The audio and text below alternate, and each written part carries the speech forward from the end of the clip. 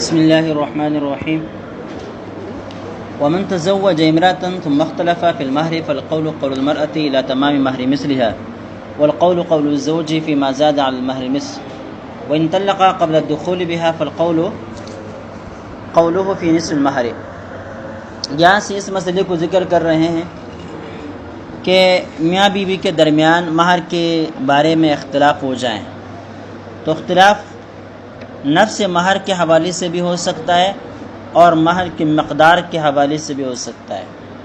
نفس مہر کے اندر اختلاف کا مطلب یہ ہے کہ دونوں کا اس بات پر اختلاف ہو جائے، ایک کہتا ہے کہ مہر مقرر کر دیا گیا تھا اور دوسرا کہتا ہے کوئی مہر مقرر نہیں ہوا تھا۔ اور مقدار کے حوالے سے اختلاف کا مطلب یہ ہے کہ دونوں کا اس بات پر اتفاق ہے کہ مہر مقرر ہو گیا تھا، لیکن ایک کہتا ہے کہ اتنا تھا اور دوسرا کہتا ہے کہ اتنا تھا، تو اس کو اختلاف فی المقدار کہا جاتا ہے۔ پہلے اس مقدار والے مسئلے کو ذکر کرتے ہیں، کہتے ہیں ومن تزوج امرأة ثم اختلف فی المہر، کسی عورت کے ساتھ نکاح کر دیا کسی مرد نے، ثم اختلف فی المہر، پھر دونوں کا اختلاف ہوا مہر کے بارے میں کہ وہ کتنا تھا، فالقول قول المرأة الی تمام مہر مثلها، تو عورت کے قول کا اعتبار کیا جائے گا مہر مثل کے تام ہونے تک، یعنی عورت کا قول اگر مہر مثل کے موافق ہو تو اس کو لے لیا جائے گا۔ والقول قول الزوج فيما زاد على المہر مثل، اور مہر مثل سے جو زائد ہے اس میں شوہر کے قول کا اعتبار کیا جائے گا۔ آگے تفصیل خود آتی ہے۔ وَإِن طَلَّقَهَا قَبْلَ الدُّخُولِ بِهَا، اگر شوہر نے اس عورت کو طلاق دے دی دخول سے پہلے فالقول قوله فی نصف المہر، اب نصف مہر کے بارے میں شوہر کے قول کا اعتبار کیا جائے گا۔ بعد عند ابی حنیفہ و محمد، یہ طرفین کا مسلک ہے۔ وقال ابو یوسف القول قوله بعد الطلاق وقبل، امام ابو یوسف نے مولا فرماتے ہیں دونوں صورتوں میں، طلاق سے پہلے بھی اور طلاق کے بعد بھی، دونوں صورتوں میں شوہر کے قول کا اعتبار کیا جائے گا۔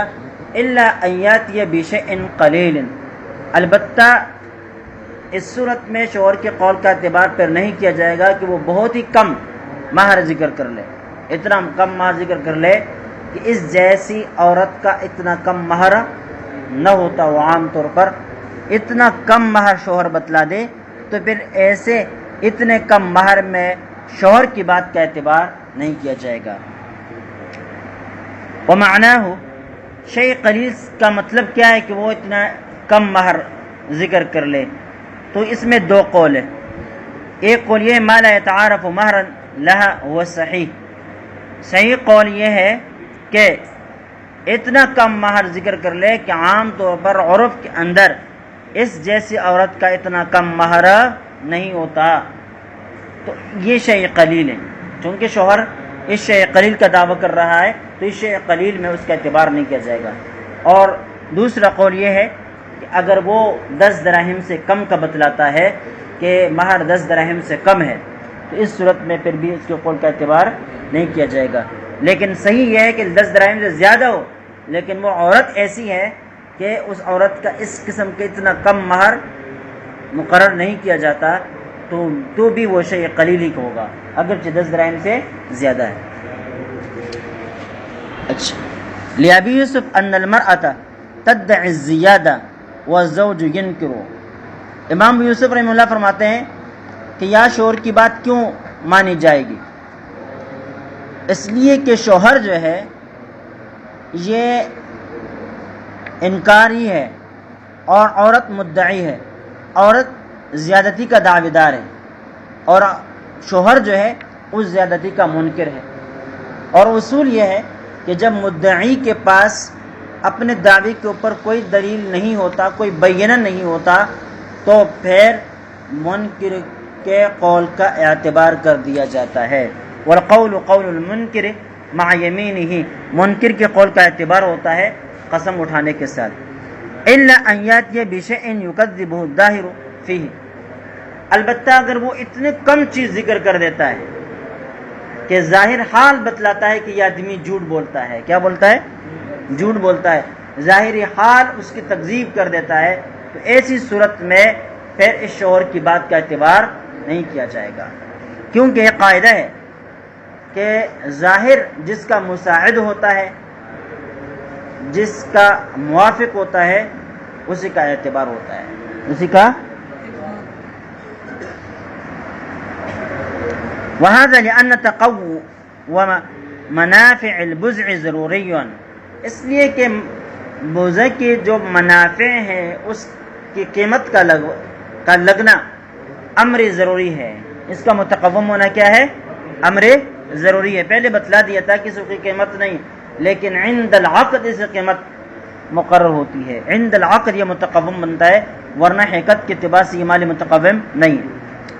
فمتى امکن ایجاب شیء من المسمى لا یسار الیہ، یاد ہے امام ابو یوسف رحمہ اللہ فرماتے ہیں جہاں تک ہو سکتا ہے کہ آپ مسمى کو واجب کر سکے، لا یسار الیہ، تو مہر مثل کی طرف نہیں جائیں گے بلکہ وہی مسمى لازم کریں گے۔ پہلے بھی ایک مسئلہ گزر چکا کہ امام صاحب کے نزدیک اور امام محمد رحمہ اللہ کے نزدیک اصل جو ہے وہ مہر مثل ہے، اور امام ابو یوسف رحمہ اللہ کے نزدیک اصل جو ہے وہ مہر مسمى ہے۔ لہذا اختلاف کی صورت میں امام ابو یوسف مہر مسمى کو فیصل بناتے ہیں۔ جہاں تک ہو سکتا ہے امام ابو یوسف فرماتے ہیں کہ ہم مہر مسمى کو لازم کر سکے تو لازم کریں گے، البتہ کوئی ایسا معاملہ پیش آ جائے جہاں ہم مہر مسمى کو لازم نہیں کر سکتے، جیسے کہ یہ شیء قلیل کا مسئلہ ہے، تو اس صورت میں پھر ہمیں مہر مثل کی طرف جانا ہوگا، ورنہ جہاں تک مہر مسمى کو نافذ کیا جا سکتا ہے ہم نافذ کریں گے، جبکہ امام ابو حنیفہ رحمہ اللہ فرماتے ہیں کہ اصل مہر مثل ہے، لہذا اگر مہر مسمى کے اوپر عمل ہو سکتا ہے تو ٹھیک ہے، ورنہ فیصل مہر مثل کو بنائیں گے۔ فیصل کس کو بنائیں گے؟ مہر مثل کو بنائیں گے۔ وَلَهُمَا، طرفین کی دلیل، ان القول فی الدعاوی قول من یشہد له الظاہر، یہ قاعدہ ہے کہ دعووں کے اندر اس آدمی کے قول کا اعتبار ہوتا ہے من یشہد له الظاہر، جس کے لیے ظاہر گواہی دے رہا ہو، یعنی ظاہری حالت جس کے مساعد بنا ہو اور جس کی گواہی دے رہی ہو، اس آدمی کے قول کا اعتبار کیا جائے گا۔ وظاہر شاہد لمن یشہد له مہر مثل، اب ظاہر گواہی دے رہا ہے اس آدمی کا جس کے حق میں گواہی دے رہا ہے مہر مثل، ٹھیک ہے، لأنہ هو الموجب الاصلی، اس لیے کہ مہر مثل یہ موجب اصلی ہے فی باب النکاح، نکاح کے معاملات میں، لہذا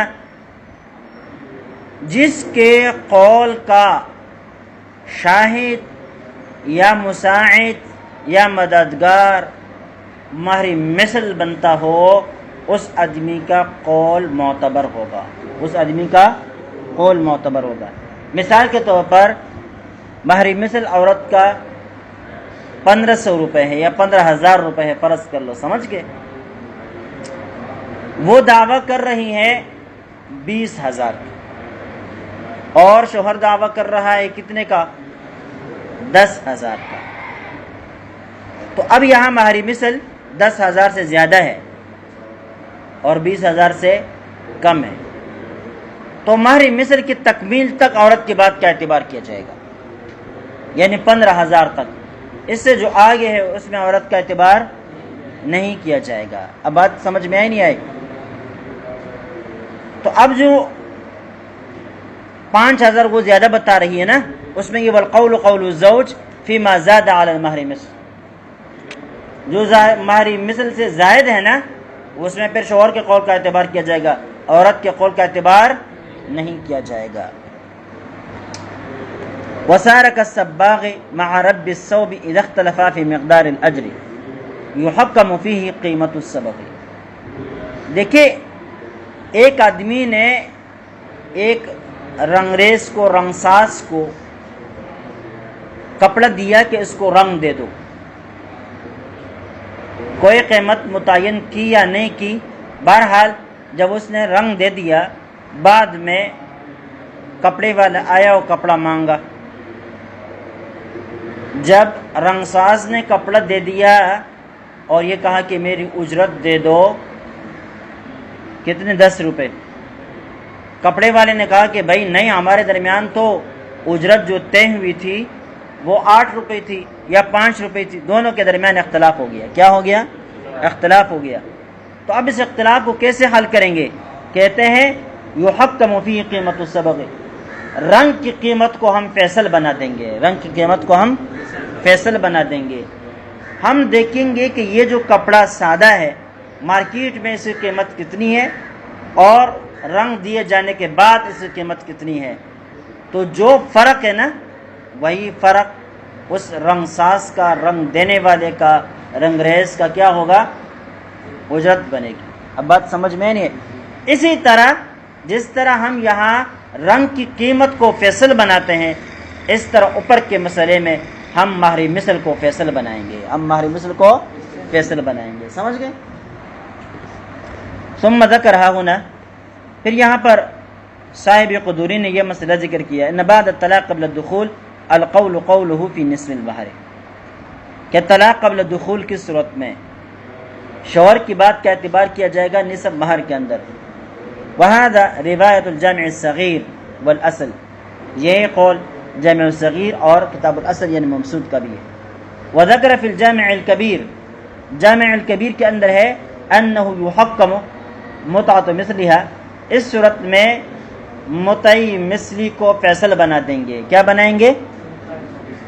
دیکھیں اوپر والا قول کیا ہے مبسوط کا اور جامع الصغیر کا، کہ اس صورت میں شوہر جو کہتا ہے نا اسی کا ادا دیا جائے گا، اسی کا ادا دیا جائے گا. مہر مثل وہی ہوگا، مہر نصف مہر وہی ہوگا جو شوہر بتائے گا. لیکن جامع الکبیر کے اندر کیا ہے؟ جامع الکبیر کے اندر یہ ہے کہ ہم متع کو فیصل بنائیں گے. کیا بنائیں گے؟ فیصل بنائیں گے. وہو قیاس قولہما، یہی طرفین کے قول کا قیاس بھی ہے کہ متع کو مثل بنا دیں گے، فیصل بنائیں گے. لأن المتعۃ موجبۃ بعد الطلاق کمہر المثل قبل،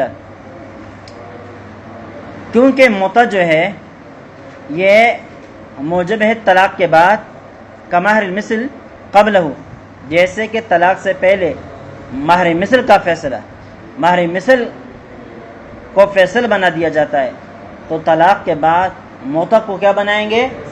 فیصل بنائیں گے. بات آئی سمجھ میں؟ یہ کیا ہے؟ فتحکم کا ہوا، لہذا متع کو فیصل بنائیں گے کا ہوا، جیسے کہ مہر مثل، جیسے کہ طلاق سے پہلے مہر مثل فیصل بنتا ہے، تو طلاق کے بعد قبل الدخول طلاق کے بعد کیا کس کو فیصل بنائیں گے؟ متع کو بنائیں گے. ٹھیک ہے، طرفین کا مسئلہ.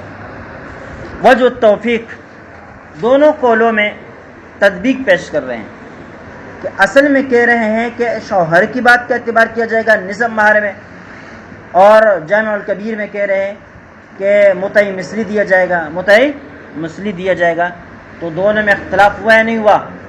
تو اب دونوں اقوال کے درمیان تطبیق ذکر کرتے ہیں. وہ یہ ان وضع المسئلہ فی الاصل فی الالف والالفین، کہ اصل میں مبسوط میں اور جامع الصغیر میں اس مسئلے کا جب ذکر کیا گیا ہے تو مثال کے طور پر 1000 اور 2000 مہر کا ذکر ہے، 1000 اور 2000 مہر کا ذکر ہے. والمتعۃ لا تبلغ هذا المبلغ فی العادہ، چونکہ متع اس مقدار کو نہیں پہنچتا، یعنی 1000 2000 تک متع کی قیمت نہیں جاتی، تو فلا یفید تحکیمها، اس لیے وہاں پر متع کو حاکم بنانا، حکم بنانا، فیصل بنانا یہ مفید نہیں ہے، وہ مفید نہیں ہے. ووضعها فی الجامع الکبیر فی 110، لیکن جب یہی مسئلہ جامع الکبیر کے اندر ذکر کیا گیا ہے تو وہاں پر مہر کی مقدار 100 اور 10 مقرر کر دی گئی، یعنی عورت کہہ رہی کہ 100 ہے، شوہر کہہ رہے کہ 10. اب بات سمجھ میں نہیں آئی؟ ومتعۃ مثلها 20، جبکہ اس قسم کی عورت کا متع وہ 20 ہے، فیفید تحکیمہا، اب اس متع کو فیصل بنانا یہاں پر فائدہ مند ہے، اس متع کو فیصل بنانا کیا ہے؟ فائدہ مند ہے۔ لہذا والجامع والمذکور فی الجامع الصغیر ساکت عن ذکر المقدار، جبکہ جامع الصغیر کے اندر جب یہ مسئلہ ذکر کر دیا گیا ہے وہاں مقدار کا ذکر ہے ہی نہیں، نہ الفین کا، نہ الف کا، نہ 100 کا، نہ 110 کا، کچھ بھی نہیں۔ اب بات سمجھ میں نہیں ہے؟ تو اس صورت میں کہتے ہیں کہ اصل بات بنتی ہے مبسوط اور جامع الکبیر کی، مبسوط اور الجامع الکبیر کی۔ دونوں میں اختلاف اس وجہ سے آیا کہ مبسوط میں جب یہ مسئلہ پیش ہوا وہاں پر انہوں نے مثال کے طور پر 1000 اور 2000 مہر کا ذکر کیا ہے، اور جب اسی مسئلے کو الجامع الکبیر کے اندر ذکر کیا تو وہاں پر مہر 100 اور 110 کا ذکر کیا ہے۔ سمجھ گئے؟ اللہ اکبر۔ فیحمل علی ما هو المذکور فی الاصل، لہذا جامع الصغیر کے اندر جو خاموشی اختیار کی گئی ہے اس کو ہم کس پر محمول کریں گے؟ مبسوط کے اندر جو کچھ ہے اسی کے اوپر محمول کریں گے کہ شوہر کی بات کا اعتبار کیا جائے گا نصف مہر میں، نصف مہر میں شوہر کی بات کا اعتبار کیا جائے گا۔ وشرح قولہما، طرفین کے قول کی پوری شرح یہ ہے فیما اذا اختلفا فی حال قیام النکاح، ہے جب دونوں کا اختلاف ہو جائے نکاح کے قائم ہونے کی صورت میں، نکاح قائم ہے، طلاق ملاق نہیں ہوئی، برقرار ہے نکاح، اس صورت میں دونوں کا کیا ہو جائے؟ اختلاف ہو جائے کہ مہر کتنا ہے۔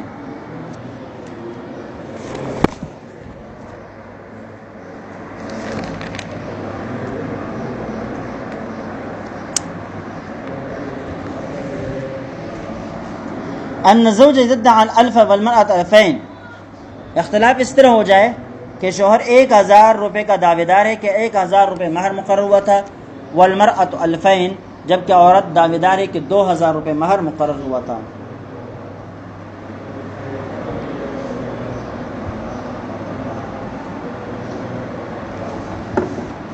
فإن كان مہر مثلها ألفا أو أقل فالقول قوله، اب دیکھیں گے کہ یہ مہر مثل جو ہے وہ 1000 ہے یا 1000 سے کم ہے۔ اگر مہر مثل 1000 یا 1000 سے کم ہے تو چونکہ شوہر کا دعویٰ مہر مثل کے مطابق ہے، لہذا اس صورت میں کیا ہوگا؟ فالقول قوله، اسی کے قول کا اعتبار کیا جائے گا۔ وإن كان 2000 أو أكثر فالقول قولها، اور اگر مہر 2000 ہے یا 2000 سے زائد ہے تو اس صورت میں عورت کے قول کا اعتبار کیا جائے گا اور 2000 مہر مقرر ہوگا۔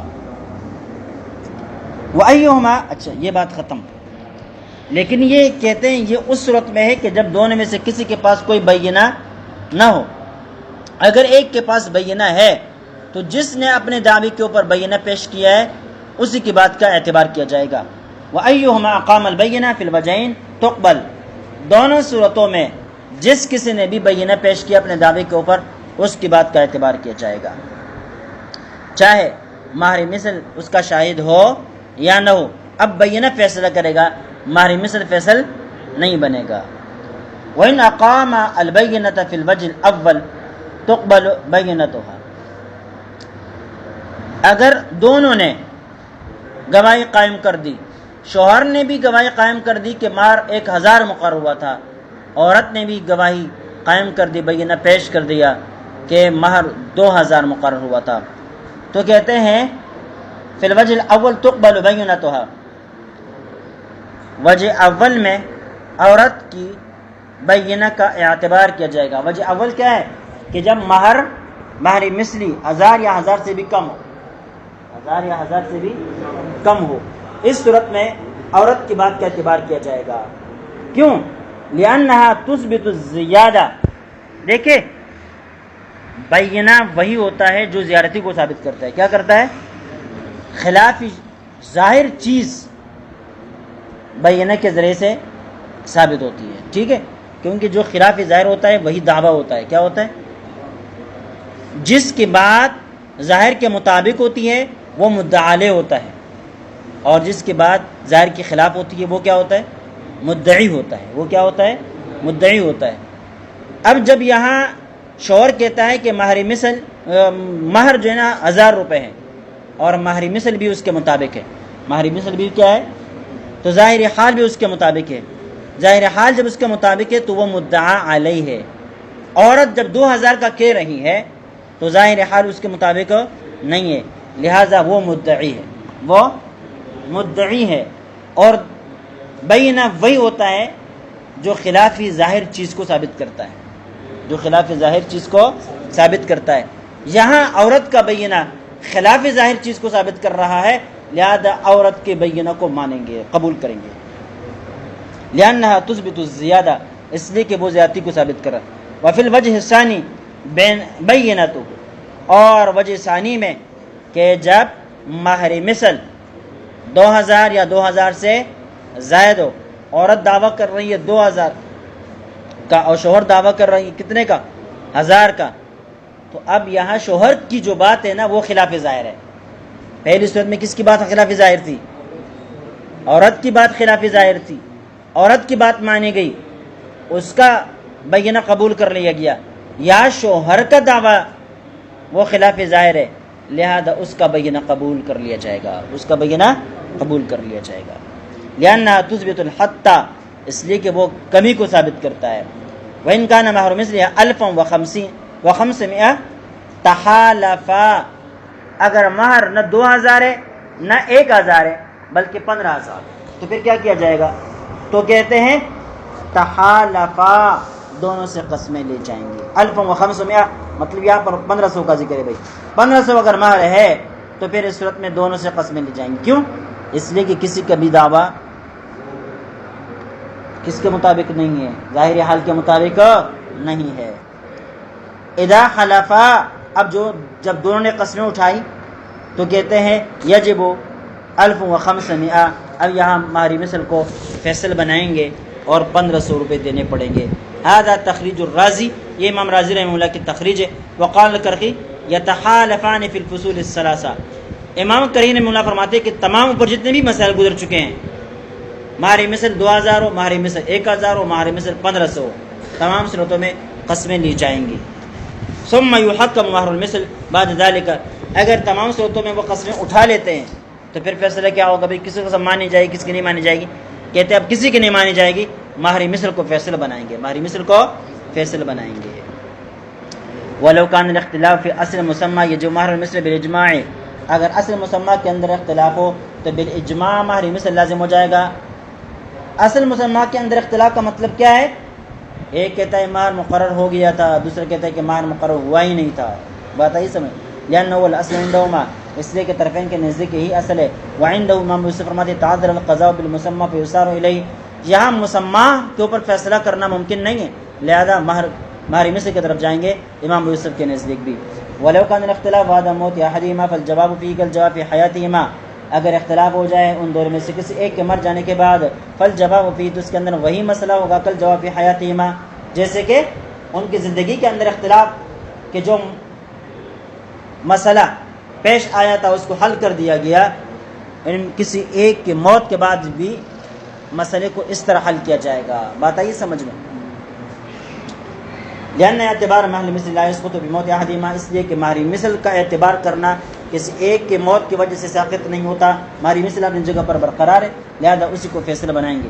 ولو كان الاختلاف بعد موتهما في المقدار، اگر دونوں مر گئے اور اب اختلاف ہو گیا مہر مثل کی مقدار میں، فالقول قول ورث الزوج عند ابي حنیفہ ولا يستثنى القليل، تو پھر اس صورت میں کیا ہے؟ فالقول قول ورثت الزوج، شوہر کے جو ورثہ ہے، اچھا دونوں مر جائے، مقدار میں اختلاف کیسے ہو گئی؟ وہ تو مر گئے، تو کہتے ہیں وہ تو اختلاف نہیں کر سکتے، وہ دونوں مر گئے ہیں، لیکن ان کا ورثہ تو کر سکتے ہیں نا بھائی، سمجھ گئے؟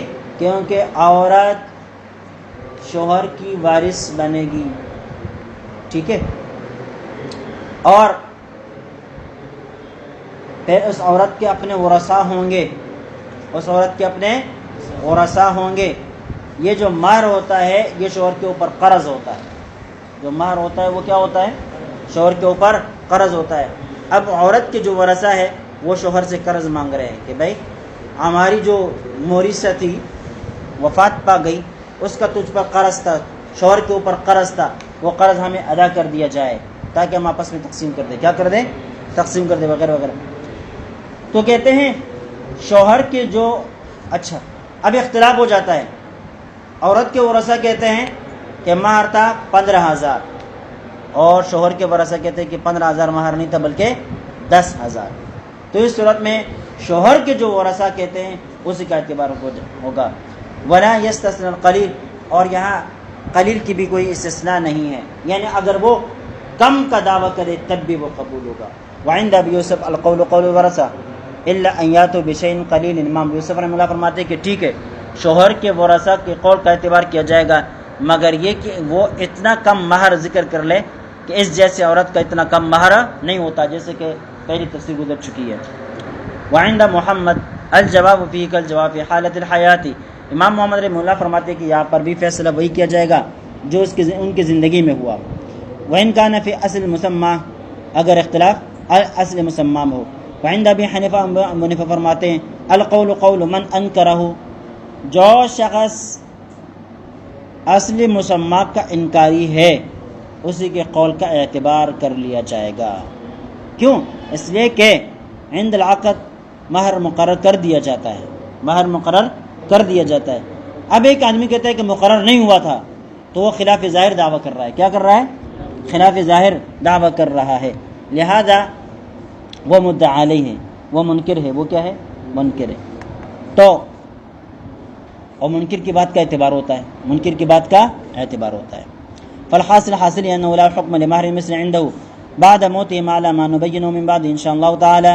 حاصل یہ کہ امام ابو حنیفہ رحمہ اللہ اس موقع پر مہر مثل کو فیصل نہیں بناتے، مہر مثل کو فیصل نہیں بناتے، جیسے کہ آگے ہم تشریح کریں گے۔ کہتے وَإِذَا مَاتَ الزَّوْجَانِ وَقَدْ سَمَّى لَهَا مَهْرًا، میاں بیوی دونوں مر گئے، ایک ساتھ مر گئے، ایکسیڈنٹ ہو گیا دونوں کا بیچاروں کا۔ وَقَدْ سَمَّى لَهَا مَهْرًا، جبکہ کیا ہوا؟ مہر مقرر تھا۔ فَلِوَرَثَتِهَا أَن يَأْخُذُوا ذَلِكَ مِن مِّرَاثِهِ، تو عورت کے جو ورثہ ہے ان کو یہ حق حاصل ہے کہ شوہر کی میراث سے اپنا یہ قرض وصول کر لے۔ وَإِن لَّمْ يُسَمِّ لَهَا مَهْرًا فَلَا شَيْءَ لِوَرَثَتِهَا، البتہ اگر کوئی مہر مقرر نہیں تھا تو اس صورت میں ورثہ کے لیے کچھ بھی نہیں ہوگا۔ عند ابی حنیفہ، امام صاحب فرماتے ہیں وقال لورثتها المہر فی الوجہین، صاحبین فرماتے ہیں کہ دونوں صورتوں میں مہر وہ لیں گے، مہر مقرر ہو تب بھی لیں گے، جو بتائے وہی لیں گے، مہر مقرر نہ ہو تو پھر کیا لیں گے؟ مہر مثلی یا متع لیں گے۔ معنی المسمى فی الوجہ الاول، وجہ اول میں کیا لیں گے؟ جو بتلایا وہی لیں گے۔ ومہر المثل فی الثانی، اور دوسرت میں کیا لیں گے؟ مہر مثلی لیں گے۔ اما الاول، پہلی کی وجہ فلأن المسمى دین فی ذمته، کہ پہلی صورت میں جب مہر مقرر ہے نا تو یہ مہر شوہر کے ذمہ قرض ہے، لہذا اس کی میراث سے وہ وصول کر لیا جائے گا۔ سراجی میں آپ نے پڑھ لیا ہوگا کہ میت کے ترکے کے ساتھ 4 حقوق متعلق ہوتے ہیں، ان میں سب سے پہلے میت کی تجہیز و تکفین وغیرہ کا خرچہ، پھر کیا؟ قرضے۔ اب یہاں یہ قرض ہے شوہر کے اوپر، عورت کا مہر شوہر کے اوپر قرض ہے، لہذا یہ وصول کر لیا جائے گا اس سے۔ وقت تأکد بالموت، موت کی وجہ سے یہ قرض اور بھی مضبوط ہو گیا۔ فیقضی من ترکتہ، لہذا اس کے ترکے سے وہ ادا کیا جائے گا۔ الا اذا علم انها ماتت اولا، ہاں اگر یہ پتہ چل جائے کہ عورت پہلے مر گئی ہے تو پھر جب وہ پہلے مر گئی ہے نا تو میراث میں اس کو کوئی حصہ نہیں ہے، میراث میں کوئی حصہ نہیں ہے۔ فیسقط نصیبہ من ذلک، اب اس کا حصہ فیسقط نصیبہ من ذلک، اب شوہر کی دیکھیں، شوہر کے اوپر عورت کا مہر قرض ہے، وہ تو اس سے ہر صورت میں وصول کیا جائے گا، وہ تو ہر صورت میں اس سے وصول کیا جائے گا، لیکن اگر عورت پہلی مر گئی ہے تو پھر شوہر عورت کا وارث، شوہر عورت کا وارث ہے۔ اب دیکھیں گے کہ عورت کی میراث میں سے شوہر کو کتنا ملتا ہے، جتنا ملتا ہے شوہر یا شوہر کے ورثہ اس عورت کی مہر میں سے اتنے پیسے کاٹے گا۔ مثال کے طور پر مہر ہے 10,000 اور شوہر کا حصہ بنتا ہے 5,000، تو 5000 ورثہ کو دیں گے اور 5000 اپنے حصے میں کاٹے گا. سمجھ گئے؟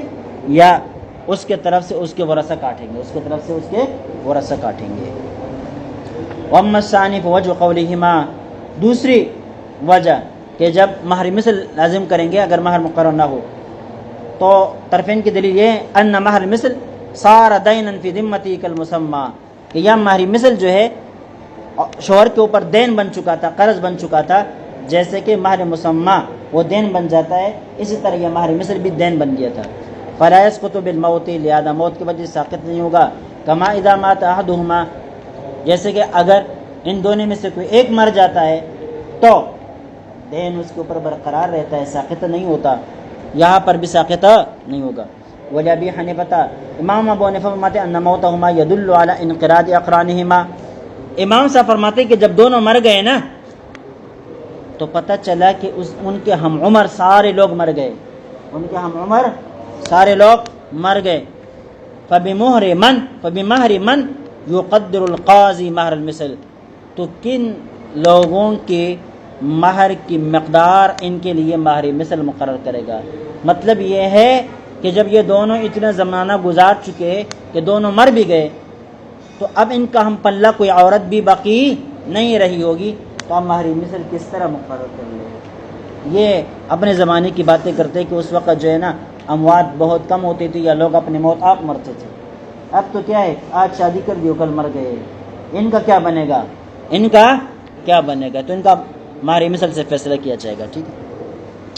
ومن بعث الى امراته شيئا فقالت وهديه وقال الزوج هو من المهر فالقول قوله، ایک شخص نے اپنے بیوی کے پاس کوئی چیز بھیجی اور عورت نے کہا یہ جو چیز آپ نے مجھے دی ہے نا، یہ مجھے میرے پاس بھیجی ہے، یہ تو ہدیہ ہے، گفٹ ہے، یہ مہر کا حصہ نہیں ہے.